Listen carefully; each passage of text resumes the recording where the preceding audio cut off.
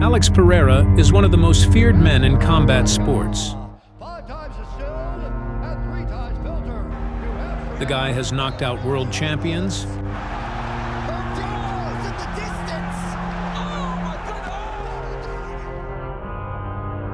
become a two-division glory kickboxing champion,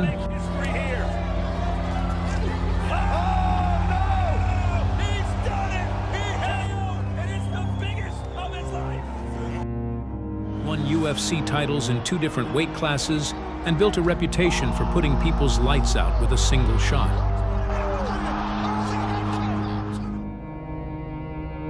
When Pereira enters the cage, there is always one thing his opponent has to worry about: the left hook. Because no matter how well you're doing, no matter how many rounds you've won, if Alex Pereira touches you clean, the fight can change instantly. And now, he's attempting something that has never been done before. Not just becoming a champion, not becoming a 2-division champion, but becoming the first fighter in UFC history to win titles across 3 different weight classes. The problem? The next step might be his most dangerous one yet, because this time, he's entering the land of the heavyweights. And at heavyweight, one mistake changes everything. To understand why this challenge is so insane, we first need to understand who Alex Pereira actually is. Born in Brazil, Pereira didn't come from a traditional martial arts background.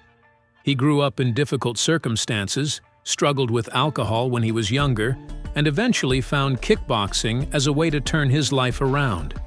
He later became one of the most accomplished kickboxers in the world, winning world titles and building a reputation as one of the scariest strikers on the planet. But what makes Pereira's story so crazy is how late he arrived to the UFC. Most champions spend years climbing the rankings. Pereira didn't. The UFC knew exactly what they had. He made his UFC debut in late 2021 and immediately started turning heads. He won his debut by knockout, then beat Bruno Silva, then brutally knocked out Sean Strickland. In just a handful of UFC fights, he had already earned a title shot. And the reason was obvious: Ciryl Adesanya. The rivalry was already one of the biggest stories in combat sports. Pereira had beaten Adesanya twice in kickboxing. The UFC fast-tracked him toward the title. Then came UFC 281. Pereira stopped Adesanya and became UFC middleweight champion.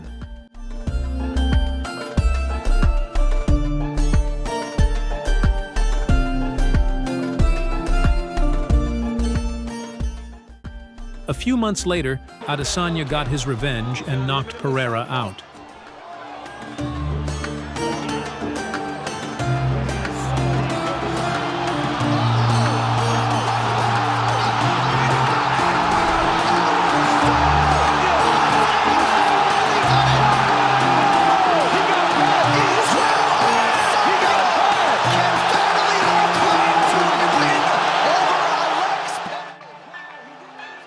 For most fighters, that would have been a huge setback.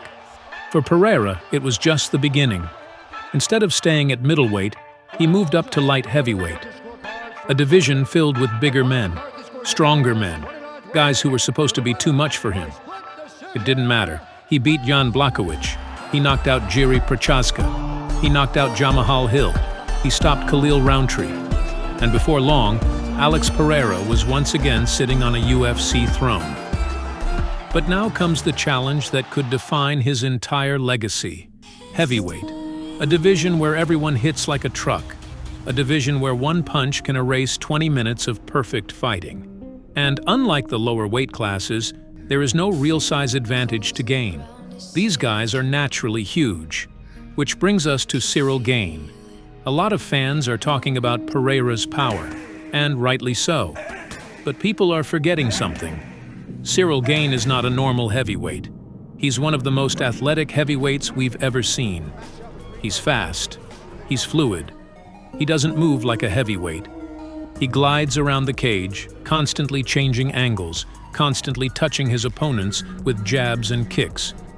Most heavyweights plant their feet and throw bombs. Gane doesn't.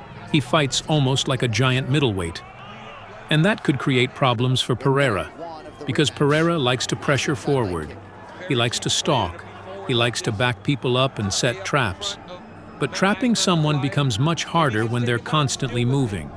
If Gane can stay disciplined, use his footwork, and avoid getting backed against the cage, he has a real path to victory. But then again, this is Alex Pereira we're talking about, one of the greatest kickboxers the sport has ever seen. A man whose entire career has been built on finding openings, and one weapon could be especially important in this fight: the leg kicks. You know what it is? You look at his foot, it's like a hammer, like the back of a hammer, or a hammer like a ball peen. It is, because that's what he kicks you with as well. He doesn't have to turn the hip over. Right. And then when he hits you with that, even because he's bone density, long legs, when he hits you with that, you just feel it like, ooh, that's bad. And it's a different feeling, because I've been kicked by kickboxers all my life, on the thigh, on the calf as well.